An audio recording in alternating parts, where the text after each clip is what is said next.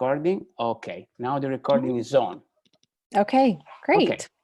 Well, thank you for inviting me. I mean, I completely agree. This kind of thing is really fun just in normal times, but especially during this weird time where we're all isolated and have, limited opportunity to interact. And it's out of that, I think, is born this opportunity to share and find creative ways to share and to get more information out there and more learning opportunities. So I'm excited, and I think it's a great idea. I don't think it's a crazy idea.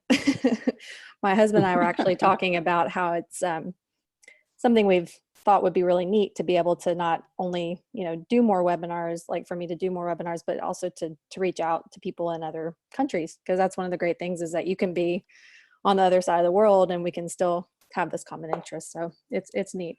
So thank you for inviting me. I'm excited.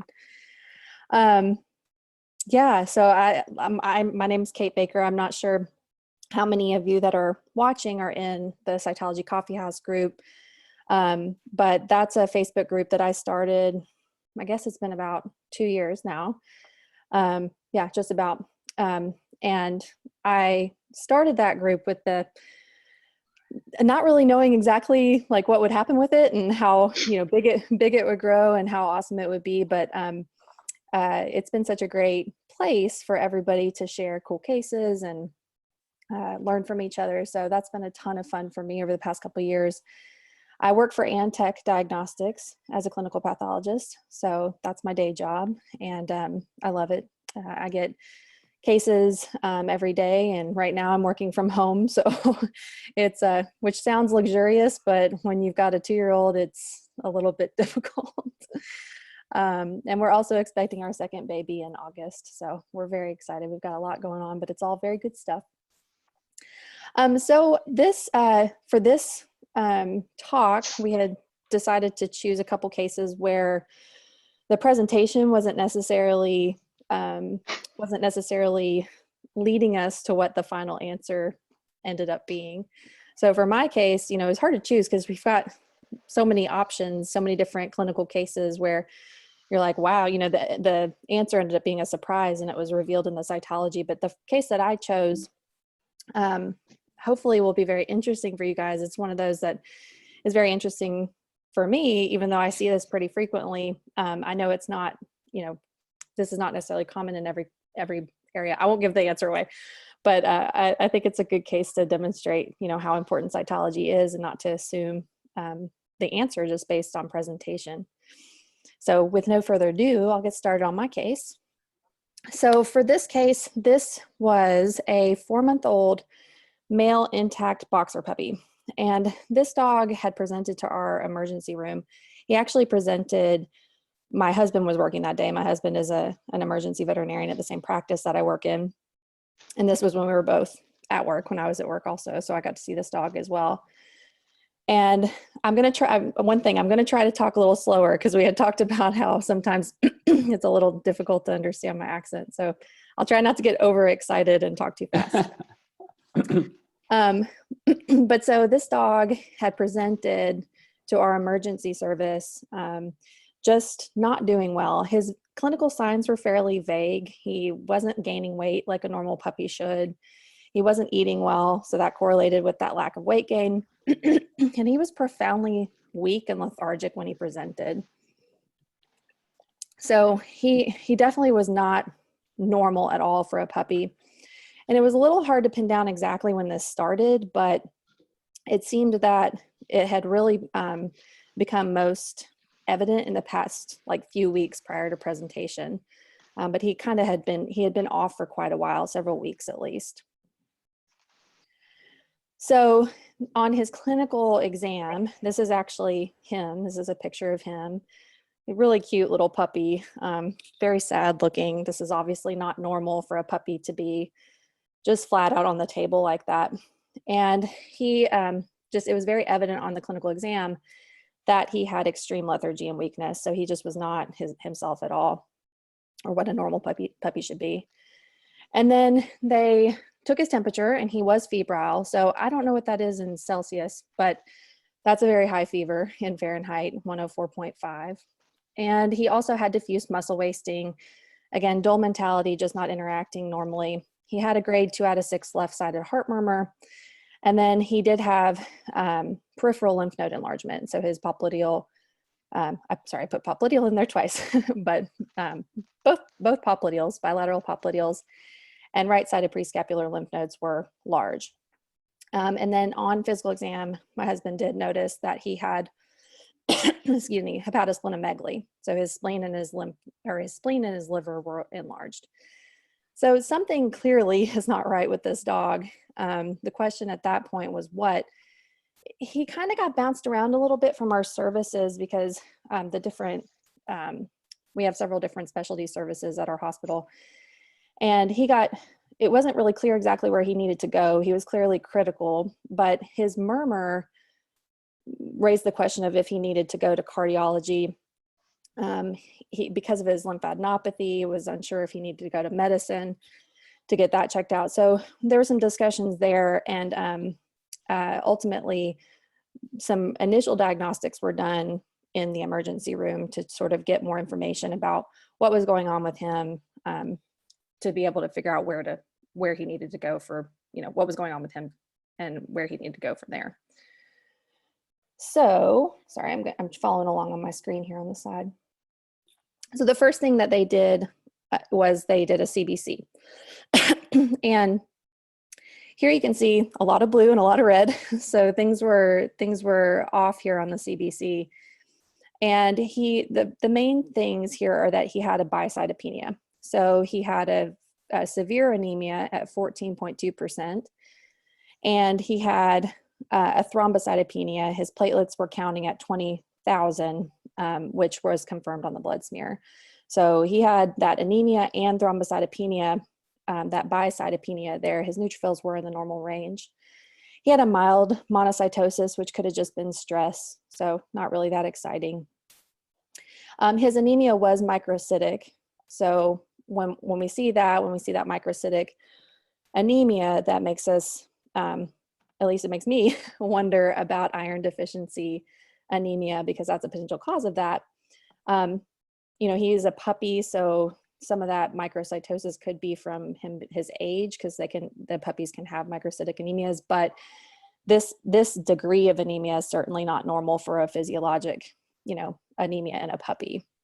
So bicytopenia, there's a number of things that can cause that, but at that point when you have multiple cell lines in the CBC that are low, one thing to think about is there something going on at the level of the bone marrow? And so that's where we were kind of thinking what might be going on there. So things still weren't clear at this point as to what was happening in this dog. But this CBC at least gave us some information, but not an answer. But we did find an answer later that explained this. So that's what we'll get to. So the next step was to do an AFAST ultrasound, which stands for abdominal something. FAST is an acronym for, my husband always tells me what it means, but I always forget. I'm sure you guys, some of you at least in the group, know what that stands for. But it's an ultrasound that they perform in the ER setting that gives them some general information. It's not your complete ultrasound by your radiologist or internal medicine specialist, but it's a ultrasound specialized for the ER. So on this dog's ultrasound in the emergency room, one of the main findings was this dog had marked abdominal lymphadenopathy. So his abdominal lymph nodes were huge. And here's an arrow drawn to one of them. And I'm certainly not a radiologist. I know you aren't either. It's been a while since I've interpreted radiographs, or imaging of any sort, really, but ultrasounds included. And but even despite that, I can tell this is not normal. And this is just a very huge abdominal lymph node. And here's the spleen up here. So this was clearly not normal. Didn't give us an answer as to what's going on in the dog, but certainly added some layers of complexity and question about what might be considered on the differential list. And then thoracic radiographs were performed. And here you can see, it's not, well, so they tell me. Again, I don't interpret thoracic radiographs anymore, but you can see that there's a mild diffuse bronchointerstitial pattern. So the lungs were not normal. They weren't, marked changes, but that was what the radiologist reported, mild diffuse bronchointerstitial pattern. So at this point, we got together, and I was helping them on this case and said, what could be some potential differentials for this dog? Putting it all together, one of the main concerns was that this puppy could have lymphoma. And now I know it's a young dog, and that's very unusual, but I have diagnosed puppies with lymphoma before. The youngest one I had was 3 months old. So certainly can happen. And this is, any like this degree of illness and changes in a young dog is unusual anyway. So, we were still thinking about differentials that could explain these things. So lymphoma was the primary concern, the enlarged lymph nodes, even the pulmonary changes on radiographs, the bicytopenia. We thought, well, maybe, there's neoplastic cells in the bone marrow causing issue there. Fever is a little bit unusual. Well, I shouldn't say it's unusual. You can definitely have fever associated with lymphoma, but that's not the only thing that can cause that, as we'll find out. So all of these things together just really made us concerned about cancer, specifically lymphoma. And so how are we going to find an answer? We're not going to just assume. The next step was to do an FNA, which is where I obviously came into this whole process. So this is my husband aspirating this dog's spleen. He actually went for the spleen instead of the abdominal, he did both, the spleen and abdominal lymph node. And I took a look at both. I had pictures of the spleen though, because that was it was the best sample. So here he is aspirating this dog's spleen with ultrasound guidance and getting samples that way. And this is what I saw when I put the slides up on the microscope. So I want you guys to take a look at this picture, everybody watching. And as I'm kind of starting to talk, see if you can find the abnormalities, because they're right there in front of us.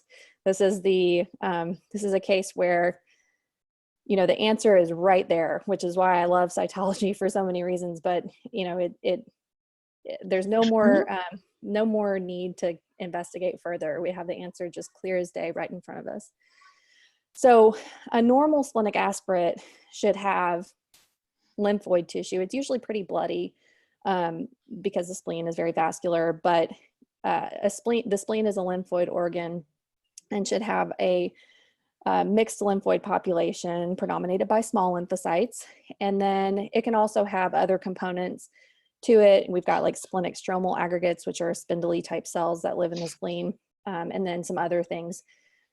But here we can make out, I think you probably should be able to see my cursor. Might be kind of small. I'm looking at my phone to see, but here we can see in the middle and then down here, there are a couple lymphocytes and they're fairly small in size. There's a neutrophil here. Here's another lymphocyte.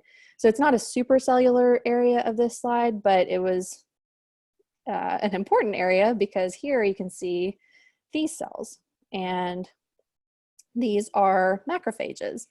So they're kind of falling apart. Their borders are sort of getting a little bit whisked, kind of like whisked out to the side because they're falling apart.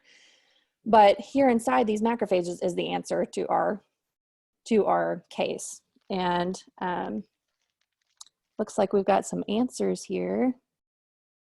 Awesome. Gustavo is looks like the first one to say it. So that is histoplasma. So histoplasma, these are all little fungal yeasts inside of these macrophages.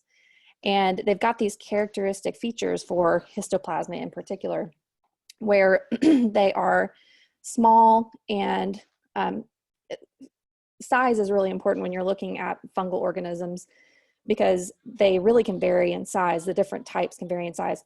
Excuse me. And in this case, these are very small. So you can fit a good number of these inside of a macrophage. And this one's clearly doing its best to clear up, what it can, but it's fighting a losing battle, unfortunately. But the morphology of these is beautiful and classic. So histoplasma are small and round, and they typically have this kind of crescent shaped internal structure to them and a very thin, clear capsule. So this is usually diagnostic for histoplasma. Now, my caveat is there are cases where other types of fungal infections can look very histoplasma-like. Things like sporothrix, even some other types of kind of more obscure fungal infections can look kind of histoplasma-like. But here, at least where I live, this is histoplasma. I wouldn't expect sporothrix to present in internal organs. I'm interested to know do you guys see sporothrix in Italy? Sorry, I didn't hear the question. So the question is if we have such infection, or if you want with sporothrix in particular. Do you guys have sporothrix there? Not to my knowledge. So okay. I just see one, but not in Italy. It's come from Malaysia. So absolutely, It's not a resident. Okay. Yeah, we have it here in the States. I've only seen one case of it before, and I look at just like you, I look at a ton of cytology. So just based on my anecdotal experience, sporothrix is not very common, at least where I live. But that's one that can look very similar to histoplasma, but usually sporothrix is going to present as a, facial lesion, more common in cats. Skin. Yeah. So I do think, actually this got brought up on the Cytology Coffeehouse page some months ago, where somebody was talking about how it could present systemically, but I don't know that for sure. I'd have to look more into that. But in any case, here where I live, this is diagnostic for histoplasma. The morphology is classic. It's common enough here that we feel comfortable. The presentation of this whole case was very classic for histoplasma. So one thing I mentioned was, we had originally been thinking, well, maybe this is lymphoma. But again, here, because fungal infections are so common, so things like histoplasma, certainly blastomycosis, coccidiomycosis is not common in my state. It is more common in Arizona and Colorado. But so those morphologies don't fit with this at all. But I'm just mentioning clinically, when an animal presents with kind of nonspecific signs and fever and lymphadenopathy, we also consider fungal infection on our differential list pretty much always here because it's so common. So we did have fungal infection on our differential list, but we were still thinking it was probably lymphoma, but it certainly was not. And we have the answer to that right here in front of us. So one of the really neat things about cytology is that there it is, the answer. That dog came in, and within an hour, we had an answer to why this dog was so sick. So because of the CBC abnormalities, we had an answer for this dog, but I said, let's look at a blood smear because I'm presuming that this infection is in this dog's bone marrow. Because we did have those cytopenias. And one way, to kind of assess that as a possibility, or at least to support that, would be if we found organisms in the blood. And it is not common to find these fungal yeasts in the blood, but you can find them. I've only seen a few cases of histoplasma in blood. They were very exciting days for me because they're so uncommon. It is very cool to see them. And again, when I say things are cool, I totally do not feel like it's cool for the animal. I don't mean to be insensitive, but in pathology world, things that are cool are usually not good for the patient. But in any case, I was thinking, let's go back and look at the blood smear and see if we can find any on the blood smear. Well, there they were. So it took a little while to find these. And they were actually inside these cells in the peripheral in the feathered edge of the smear, because they were kind of heavy, bogging down these cells. And this cell is sort of busted apart, but you can see them. They were inside of the cytoplasm of this cell, and they look exactly the same. So these little small circular yeasts all here huddled up inside of this cell. So this dog was completely riddled with this fungal infection. It was in its spleen, it was in its abdominal lymph nodes, it was in it, presumably in its peripheral lymph nodes, because those were enlarged. We didn't aspirate those, but the presumption is it was there. And and presumed in its bone marrow. We didn't do a bone marrow exam, but putting all the pieces together, it was this would support that with the bicytopenia. So just wanted to do a quick little note about histoplasma, because I know it's not common. I know you had mentioned it's not seen in Italy, and it's not going to be seen in a number of different countries. So I still hope it's interesting to you guys, even though you don't see it. You may have a patient with travel history, come in that you need to be able to recognize it. We don't have Leishmania here, but we occasionally see it in dogs that have travel history. So it's important to keep in mind in any country, really.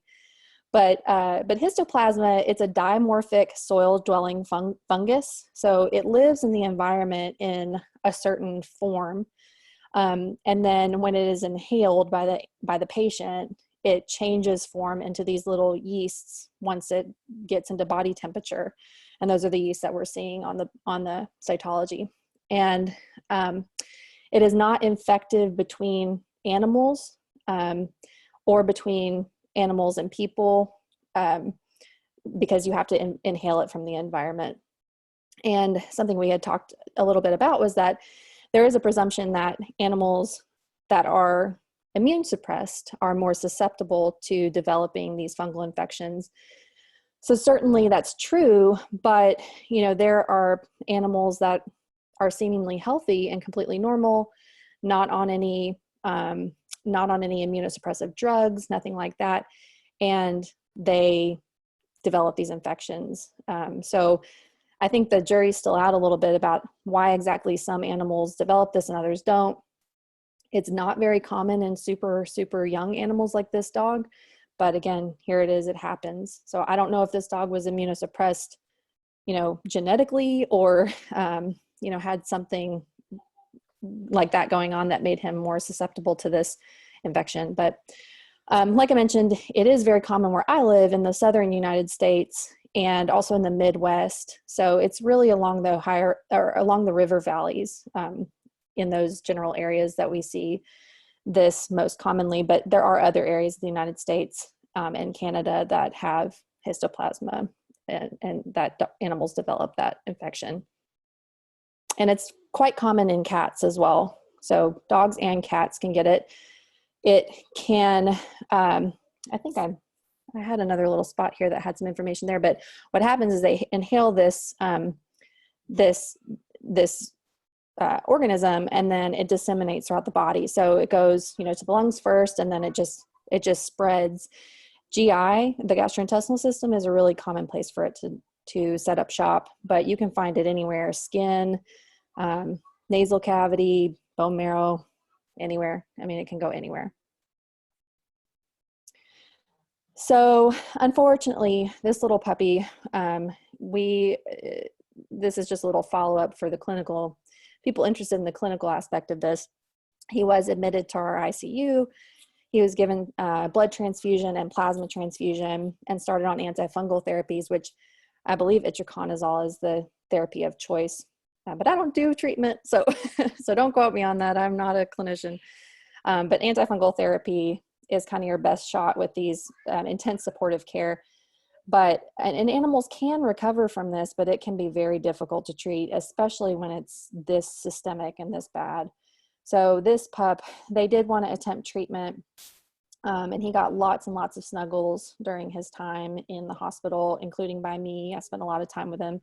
But he got so ill through the night. He was going to die anyway. So there really was just no hope for him, unfortunately. So he was euthanized. But you know, it was comforting, I think, to the owners to at least have an answer to understand what happened.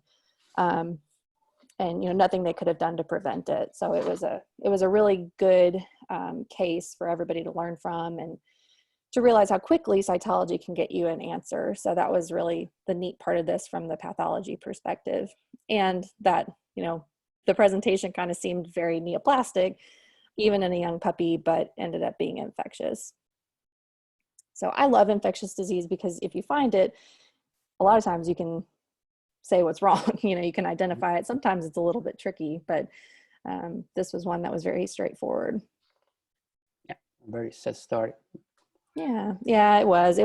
He was obviously a really sweet puppy, but you know, it was one of those that I gathered all the doctors that wanted to look at the cytology, all the interns in the hospital, and show them all the cool cytology part of it, because it really is a good example of this infection, and it happens here, so it has to be on everybody's radar for sure. So, and unfortunately, you know, it's not rare, no, that cases that are so interesting for us, for cytologists, so amazing, where that had a sad end, huh?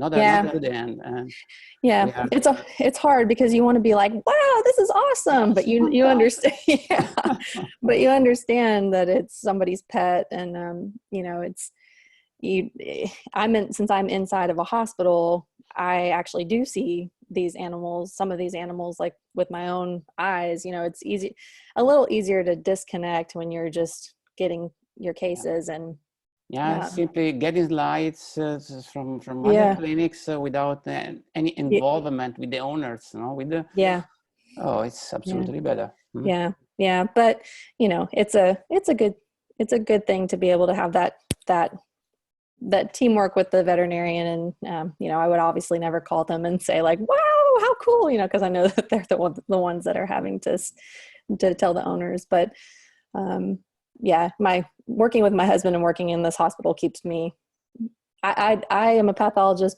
in part, obviously I love it, but I don't want to have to deliver bad news. So. Yeah, for sure, you have the final word. And there is a question for you, Kate. Oh, sure. Mm-hmm. So Stephen asked, what stain did you use for fine needle aspirate for this case? Do you use diff quick help or need special stain? Thanks. Great question.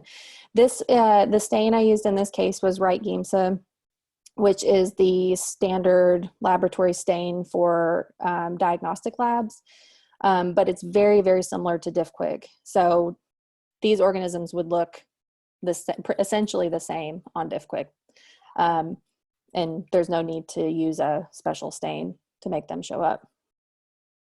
Okay, thanks. This is point. And Francesco, I just saw here mention that Blastomyces parvis and Candida galbrata can look very similar, and I totally agree.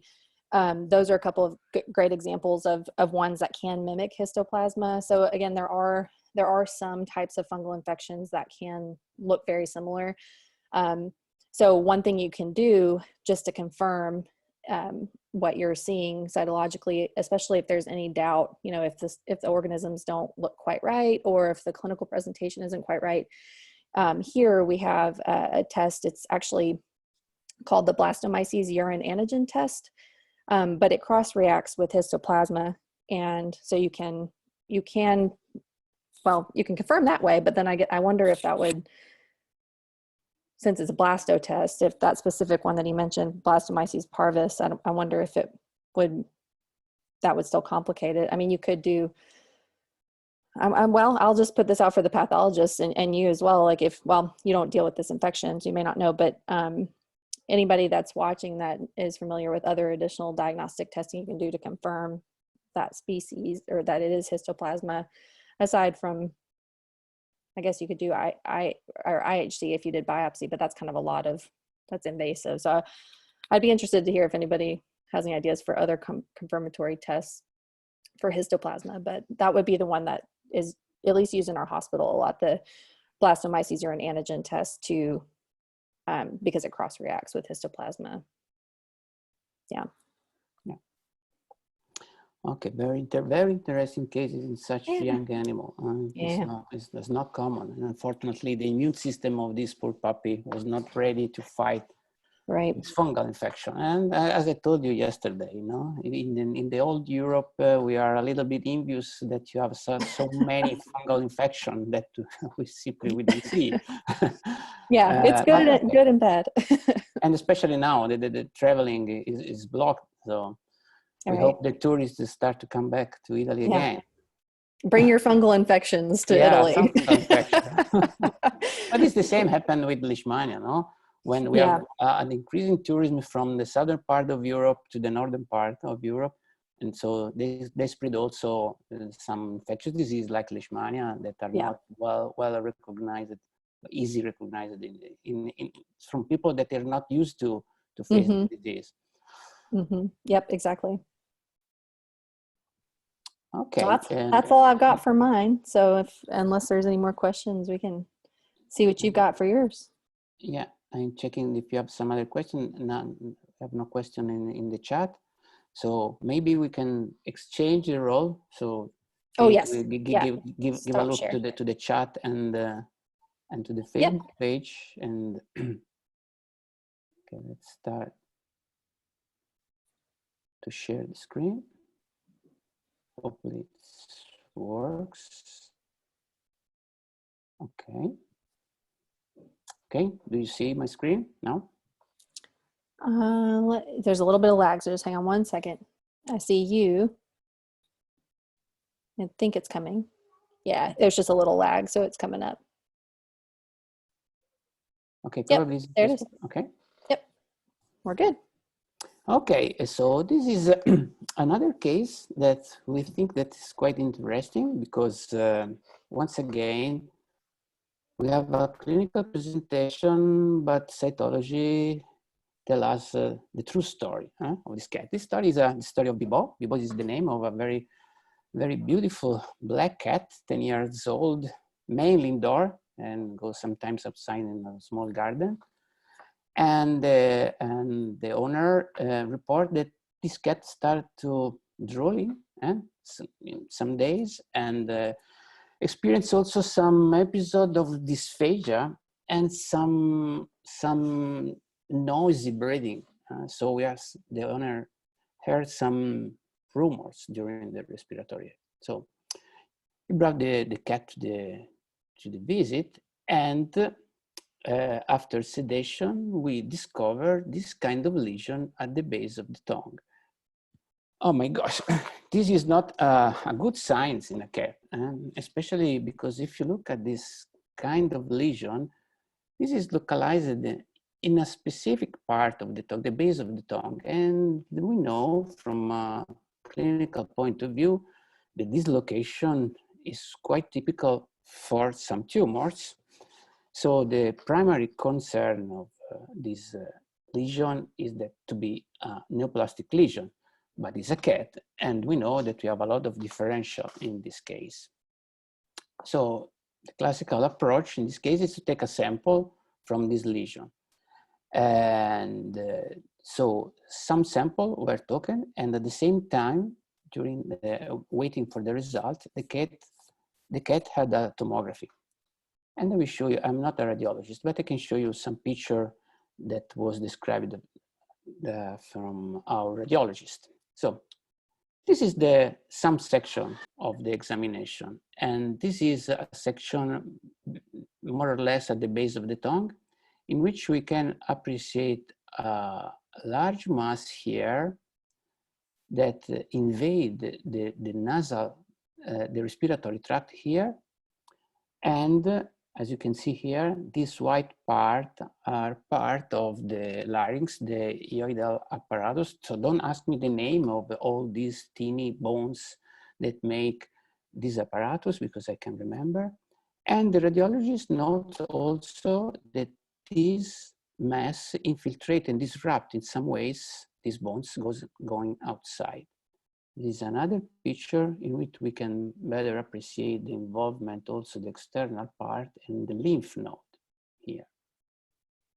And once again, this is the involvement of the lymph node in this part, supposed to be a lymph node. So the radiologist expressed the concern that this could be more or less 100% tumor that probably start from the tonsillary part, invade the larynx and the lymph node. And the list of diagnostic, differential diagnostic is a squamous cell carcinoma or a lymphoma. Of course, as every good radiologist, he put in the list also the possibility that this could start is a strong presentation of inflammation or infection, but he considered this less probable respect to the possibility to have a tumor. And even we don't hire radiologists here, but we can appreciate that this mass is highly suggestive to be neoplastic. So let's go to see what's happened when we try to take a sample from this lesion. So as you know, we can use different technique to collect sample from this lesion, no? And the first one that apparently is the most easy is to simply put a slides over the lesion, so it's called the direct impression. The second step could be a needle core, that means sticking a needle inside the lesion in several directions without aspiration. And the third one is the fine needle aspiration, that is reserved mainly for the cases in which the needle core is not able to recover enough diagnostic cell. And in this case, the impression of the slides that personally I don't like, collect a lot of inflammatory cells and some necrotic tissue. And this is exactly what is expected to find in an inflamed lesion in the oral cavity, because ulcerated lesion in the oral cavity usually are infected because in the mouth there are a lot of bacteria. So it's normal to find neutrophils and bacteria of different strain of bacteria. But it's very rarely this kind of technique is diagnostic in my experience, except for a few exceptions, of course. Then the needle core, in this case, probably because this technique must be absolutely accurate. If a lesion is superficial, that means that involves mainly the first layer, and if you go with the needle and too much in depth, it's possible that you miss a diagnostic sample. And consider also the tongue is a muscle, and taking sample from a muscle is not always easy, and there is always a lot of blood inside. And in this case, the needle core reveals just a lot of blood, and once again, some inflammatory cells, some neutrophils, and some eosinophils, and some other necrotic material. And finally, the fine needle aspirate. And now we can see this fine needle aspirate and try to understand what's happened in this lesion. I'm curious and to know at this moment of the clinical presentation, what are your ideas about the possibility? What is your list of differential? Because if I have to bet 2 cents of the diagnosis at this point of the clinical presentation, I would bet for sure my money on a neoplastic lesion. Okay, let's start from a low magnification. So in this case, we have quite many picture, just to try to give you the same idea that we have when we look at slides under the microscope. Because in my opinion, cytological diagnoses are difficult on picture.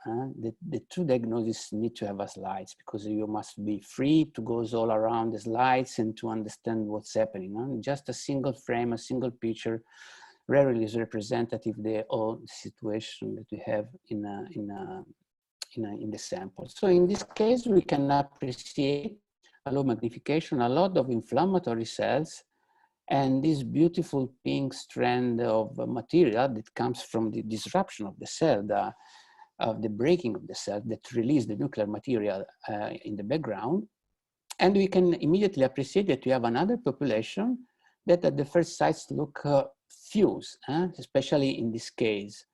And for sure here we have an epithelial cells, and this is clear if you look at the size of the cell and the presentation of the cytoplasm that are usually this frozen glacier aspect that is typical for keratin. This is normal because we are in the mouth. It's normal to find some epithelial cell. So let's to give a look at the increased magnification in a few pictures. So once again, another population of apparently mesenchymal cells that they deserve to have a look a little bit more in detail. Okay, so here we have a beautiful detail of this population that for sure are mesenchymal with this long tail, with this wispy cytoplasm, basophilic with these small vacuoles that are mixed with an inflammatory population of basically neutrophil and some eosinophils, like in this case, even if this nucleus is not polymorphous, because simply this is an old eosinophils in which the nucleus lose the segmentation. So be careful, and because the evaluation of mesenchymal cell in cats is always meaningful. We know that cats has the amazing ability to react in any situation, both inflammatory or neoplastic situation, with a reaction of fibroblast or other mesenchymal cells that take a presentation very, very ugly. They can easily mimic a neoplastic condition, even if they are just reactive.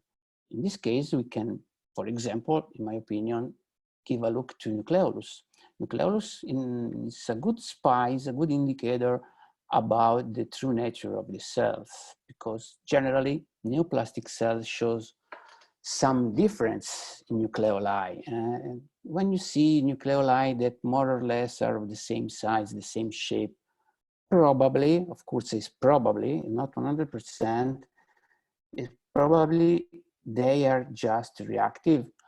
And you have to put in account that in many situations also, for example, in some tumor like a mast cell tumor, sometimes the reactive fibroblast looks so ugly that can mimic a primary mesenchymal tumor with an inflammatory component. But in truth, the plastic component are the mast cell and the fibroblasts are just reactive.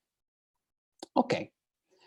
Another picture, another detail of these beautiful mesenchymal cells that looks very nice and sometimes can take your eye, and so you might not be distracted by this cell. And looking here, for example, you can see some inflammatory cells that when we don't see granules, it could be difficult to understand if some cells are neutrophils or degranulated eosinophils. In this case, this cell looks like neutrophils, and then we can appreciate some eosinophils here. Some quite abundant granules are visible in the background. And remember, do not forget to examine the background. That sometimes give us interesting clues that can help us to guess what kind of situation we are looking at. This cell here is a mast cell. Mast cell in cats are not weird, because you know that cats have a lot of mast cells, even in normal condition, for sure in inflammation. And so it's not strange to find a mast cell in an inflammatory context like this. Another eosinophils here. This is probably a plasma cell. So this is a lymphocyte, medium-sized lymphocyte. So for sure we have an inflammatory context here. Another lymphocytes here. And remember, if you want to consider and to understand the size of these cells, to compare this with the neutrophils, or better with the red cells, that is our measurement units. So more or less, a red cell is about 7 micron. So we can have an idea quite precise about the size of these lymphocytes. Once again, another picture, and in this case, we can appreciate a criteria that can be suspected, but once again, don't be impressed by the anisokaryosis that we see in this case. Okay, take in account, but consider always the presence of nucleoli. the shape of the cells and the number of the cells could be worrying in some ways, but remember to consider the overall presentation. And here, even here, we have a lot of inflammatory cells. Eosinophils here, here, here, mast cell, and probably mast cell here and here. Another picture in which we can appreciate the kind of inflammation that we have, even if in this part it seems that the inflammatory cells are less than half and half between eosinophils and neutrophils. So at the first sight, look like an inflammatory condition. But if you go a little bit around, and especially in some on the edge of the slides and at the end of the slide, because remember that when you make a smear, sometimes happen that the largest cell, the heaviest cell, goes to the border because they simply weight more than the other cell. In this case, we can appreciate a cluster of a quite large cell that are for sure epithelial, and we can easily say that these are epithelial because if you look at the size and at the definition of the borders of the cytoplasm of the cell, that are easily identified as epithelial. And the look of the cytoplasm for sure indicate that we have an accumulation of keratin. This frosty appearance, this glassy appearance here is compatible with the keratin accumulation. If you consider this cell, the presentation is quite monomorphous, so I'm not so worried about this cluster. And this is normal to find a cluster like this, especially when we are in a context of inflammation. So dysplasia is expected to be found in this content. And if you look at these neutrophils here, these neutrophils are not overimposed to the other cells. So this is not a problem of the smear, but this is a true migration of these neutrophils through the cytoplasm of epithelial cells. And this is a name. It's a quite strange name. It is called emperipolesis. Emperipolesis is a migration of inflammatory cells that from the deep layer of the mucosal tissue goes through the epithelial cells and up to the surface where they can fight the infection or the presence of bacteria.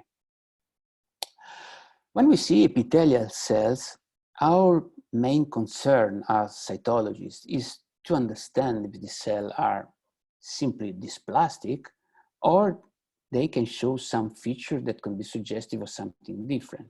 If you look at this cluster here, and you look at especially the chromatin pattern and the shape and the number of nucleoli, in my opinion here, we don't have any signs to be worried because these cells are quite monomorphous. The chromatin is fine, and we have no specific sign of malignancy. But look what's happened if we continue our exploration of this sample. Here, in this case, we can appreciate that some things could be a little bit different, especially in terms of nucleoli and in terms also of maturation.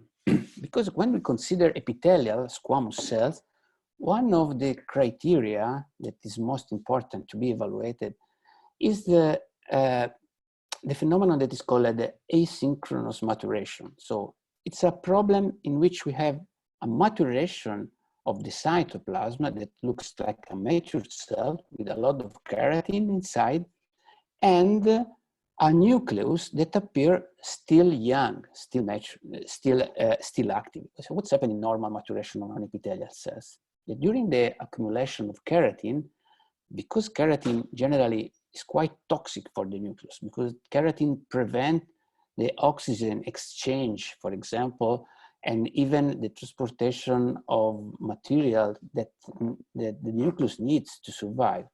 The nucleus in normal epithelial cells during the normal maturation process tend to become smaller and smaller, tend to shrink and become pycnotic.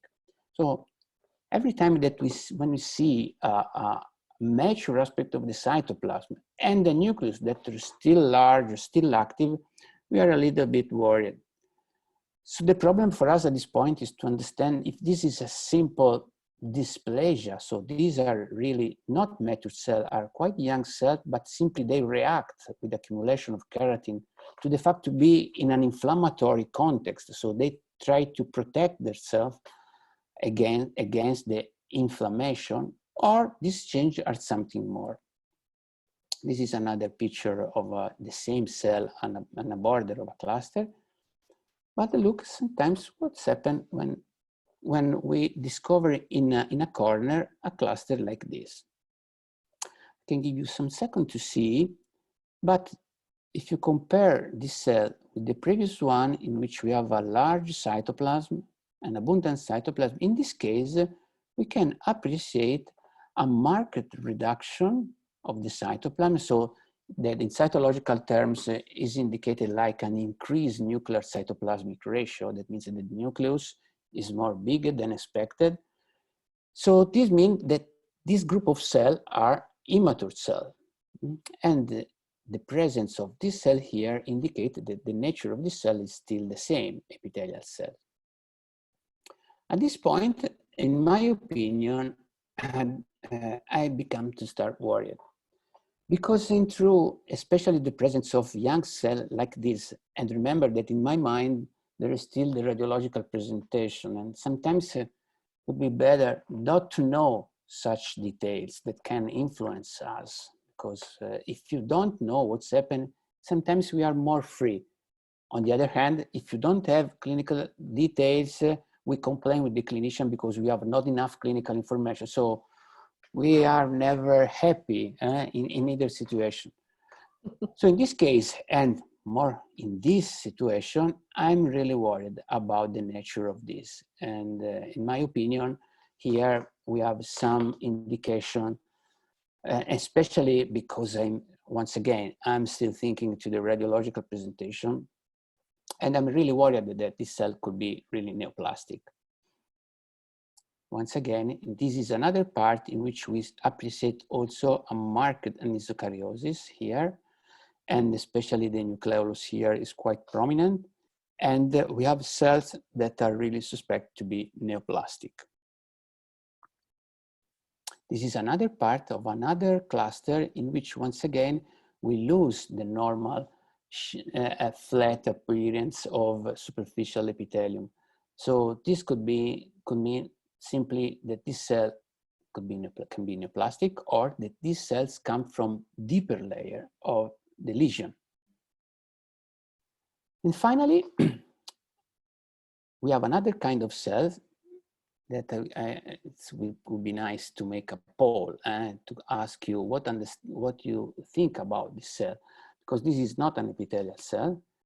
Once again, we are in an inflammatory context, and this multinucleated cell is probably a cell of macrophagic origin. So it's another inflammatory cells, but of different origin.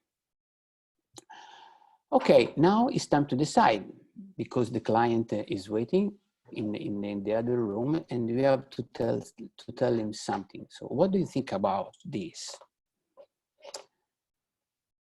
Are you facing a tumor? Because we have a lot of feature, especially in the cytological examination of some part of the slides, and in the field of tumor, for sure, the squamous cell carcinoma is the most likely.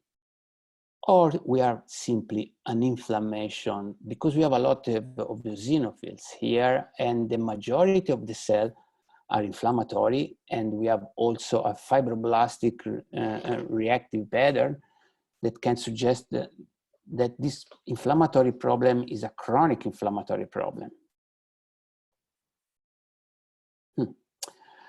For me, this was a case, I always believe that we can learn more from our mistakes than from the beautiful, perfect case that sometimes we see in some congress, in some group on internet.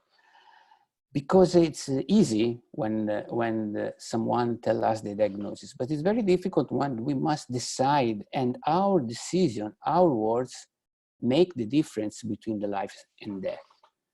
And I was really really worried about this, because the owner of this cat was a friend of mine, and tell to a friend that this cat would die is not easy for me. And this is one of the reasons, because I do not suggest euthanasia to this cat, I prefer to say, okay, some to compassionate this animal, say, okay, we can wait a little bit more. Probably the cat is not suffering, so we can try something to relieve the pain, to relieve the inflammation. What is the best treatment for inflammation in a cat with an oral problem? I think that the same drug is used all over the world, and I think that these drugs save a lot of life. So the story is as an end that is different from the case, and sometimes the real world is better than the theoretical world. So in this case, this cat, just to be compassionate, had a shot of depomedrol. And I think that everybody knows depomedrol is a steroid, deposit steroid. And I was really very surprised that this cat, in a couple of weeks, went back to normal, absolutely. No lesion was more seen in the mouth of this cat. The breathing noising disappeared, and the drooling disappeared in 10, 12 days. The cat started eating again, breathing beautifully, and this happened in November past year. So the story of this cat that got 3 shots of depomedrol and everything disappeared. This is a picture of a couple of days ago. And I was really surprised and also mortified, because I was quite sure that this presentation was consistent with a squamous cell carcinoma. And this is important for me, that everybody can know that this can happen, because I think that sometimes this cat can die because we strongly believe that this is a tumor, but it's not. So once again, cats teach us something, that they always had the last word. So don't trust cats, nor in happy cases or in sad cases like this. Yeah, so that's it. The case is finished. This is an happy ending now. But I want to show you this case, because sometimes it's very difficult to identify the limit between dysplastic changes in squamous cells, especially in the oral cavity, but also in other districts, and the true neoplastic change. And if you're not sure 100%, I suggest always to perform a wedge biopsy and to have an histological examination, because once that you make euthanasia, you cannot go back. And so it's important to make a little step more instead to choose the shorter way. Okay. This is a great example of why pathologists say, follow up with histopath. We don't do it to be annoying. Yeah, absolutely. It's because of cases like this, because even though, sorry, that's my 2-year-old, even though, we grab him, well, I have a runaway naked 2-year-old running through the house. And hopefully he won't hop up on the chair behind me. But yeah, this is a great example of that, because, you have, I completely agree. Your cytology was strongly suggestive of squamous cell carcinoma because of those changes. And the eosinophil component is a little unusual, like we had talked about, because at least in my experience, they're often inflamed, but it's neutrophilic inflammation. And then you have that whole conundrum of, is this primary inflammation with dysplasia, or is this squamous cell carcinoma with the neutrophilic inflation we often expect? It's always the story. Dysphoria is the egg or is the chicken? No, exactly. Exactly. Yeah. And I especially oral lesions, I had this, some of the things that you had said reminded me of a case I had of a cat with an oral lesion that they described as huge and necrotic. So you're obviously like, ooh, I don't know what huge means. Huge might be, you know, everybody has a different idea of that, but it certainly sounded concerning. And then I looked at the cytology, and there were just these horrible spindle cells everywhere. I mean, they looked horrible. And there was a very mild inflammatory component. And I just thought, I know better than to call this sarcoma because of what cat reactive fibroblasts can do. But I either straight up called it sarcoma, or I strongly suggested it. They did end up getting histopath on that. And thank God they did, because it came back as calcinosis circumscripta with marked secondary reactive fibroplasia. Yeah. And I was so thankful that they had done that, because the cat would have been euthanized. And, you know, those are the cases, just like you said, that make you like learn from those. And, you know, then you still have to find the balance between being helpful in cytology, you know, being a helpful diagnostic, but also being cautious enough to not, you know, cause more harm than good. So this is a wonderful example of that. Yeah, it sometimes happen, especially when when you don't know who is the people that getting the sample. No? We assume that people are skilled enough to understand exactly how many sample and how to take this sample. And this is one of the factors that mainly affect our interpretation, because we trust the sample that we have on the slides. And we must have a faith that these cells are truly representative of the lesion. And it's not always the story, absolutely. And sometimes we collect and we are looking at the cells that are absolutely distant to the true presentation, and this is a big problem. So, and this is the reason, because we must be always cautious in the reporting in cytology. We have to know our limits, unfortunately, even if we would, for example, to be more exhaustive, because we want to that clinician is happy with our report. Yeah. This is okay. Yeah, and yeah, that's a great point. This is a question that what was the second diagnosis? So the second diagnosis was this cat has a eosinophilic granuloma complex that absolutely mimic a squamous cell carcinoma, especially because I ask a lot of colleagues about this case. No? I shared this case because I was curious to know how many people have seen such presentation. And I didn't find anyone that say, okay, I've seen one like this. So in my experience, it's my first one, because I cannot imagine that granuloma, eosinophilic granuloma complex can go so deep in the respiratory airways and involve also the lymph node.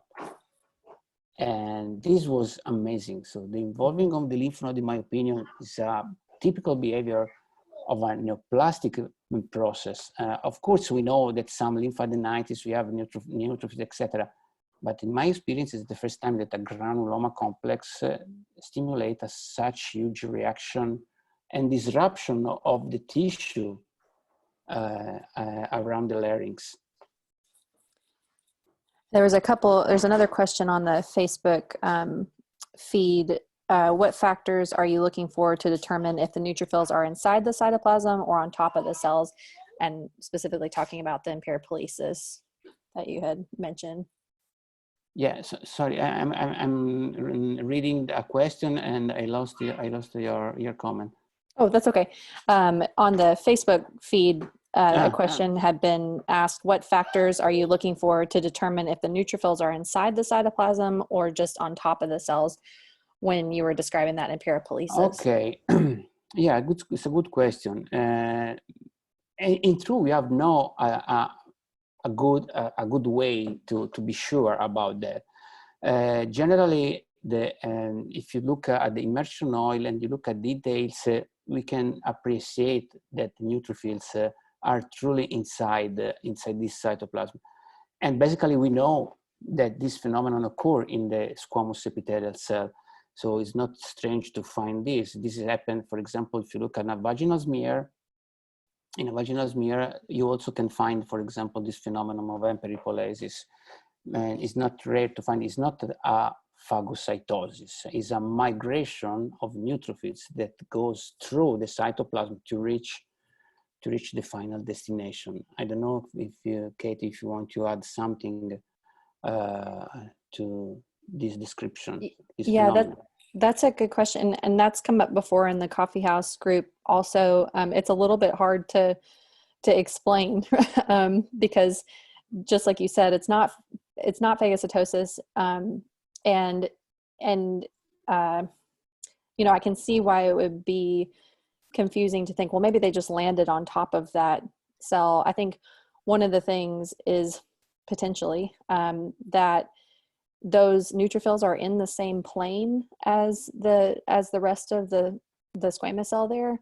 You know, presumably if it was sitting just on top of the cell, then it would be slightly out of focus, you know, because it's in a different plane, even if it's a very small difference in plane. And so the fact that they're all in focus on the same plane. Yeah, this is a great, yeah, absolutely. And since they stay in the confines of the cell, you know, they're not like overlapping a little bit, you know, it's sort of, they just are huddling in that cytoplasm. That can help, but it can be hard sometimes to tell, just like you said. And it's just like you said too, like the expectation that squamous cells can do that, you know, so probably we are also influenced about that. But basically the problem is it's just I say a description, because nothing changed if we have an overimposition or is a true emperipolesis in this case. Just I think that we can consider it like more a curiosity about the behavior of some cell, that a necessity to identify this feature because it has a special meaning. Right. Mm-hmm. Okay. Looks like you've got several more questions coming through. I'm trying to check. I'm trying to check the Facebook, but I'm okay. Yeah. There aren't a bunch on the Facebook. There was one on the chat about can the bone become involved with eosinophilic granuloma complex? May the bone be involved in eosinophilic granuloma complex? I haven't seen cases in which I have the bone involved, but you know, this was my first case in which there is an involvement of larynx and the other soft tissue around the larynx. So I can say, I know, I didn't see it, but I don't know. I would think probably not. I mean, at least I've never, I'm trying to think of how that would happen. No, but then again, just like you said, you know, there it is in the like in the movie, you know, never say never. Right. Right. There's probably some publication out there that describes it that we don't know about. Okay, and say they make sense. Thank you for the answer in the presentation. Okay.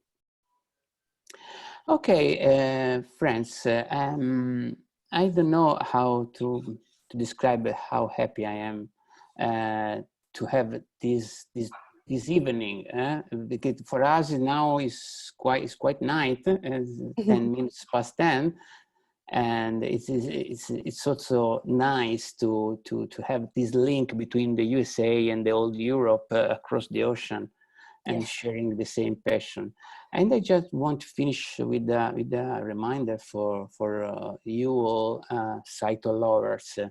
Just to remember that Kate has a fantastic course. I had the opportunity to see some lesson and the 5-minute lesson in the Mastering Hematology course. And in my opinion, okay, believe me, I'm honest. I didn't know Kate before, but when I saw such lesson, and especially the short lesson, I was amazed. Because the simplicity and the clarity of this presentation, and the funny way that Kate has to show this important knowledge about hematology, because the bases are the most important part, in my opinion. Experience need years, but experience without a good basis is not a good experience. That's it. I also want to mention Can you see the acronym here? MP, that means Malpighi Pathology Academy. It is an academy, is a non-profit academy that has a main goal is to share the knowledge of pathology. This is a human pathology academy, and also we have a veterinary division, quite recent.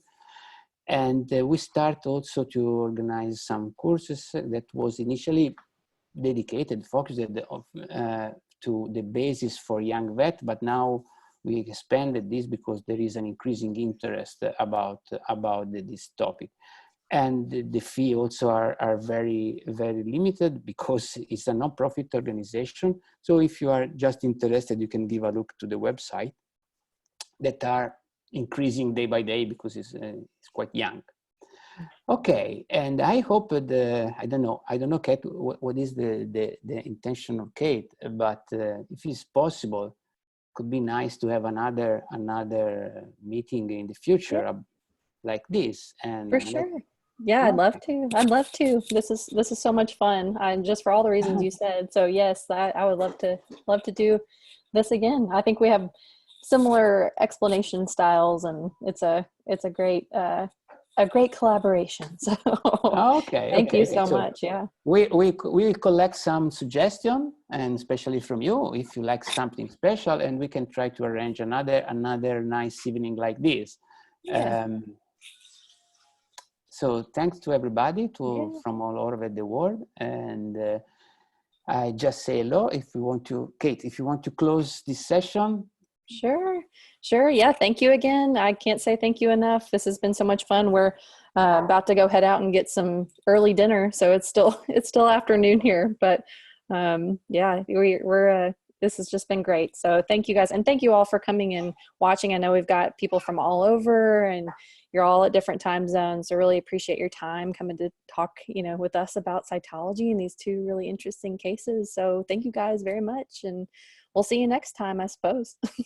Okay, fine. Thank you very much. We will put on both pages the recordings of this meeting, so everybody can see when they can. And okay, see you next time from Italy. Yes. Bye. In the US. Bye.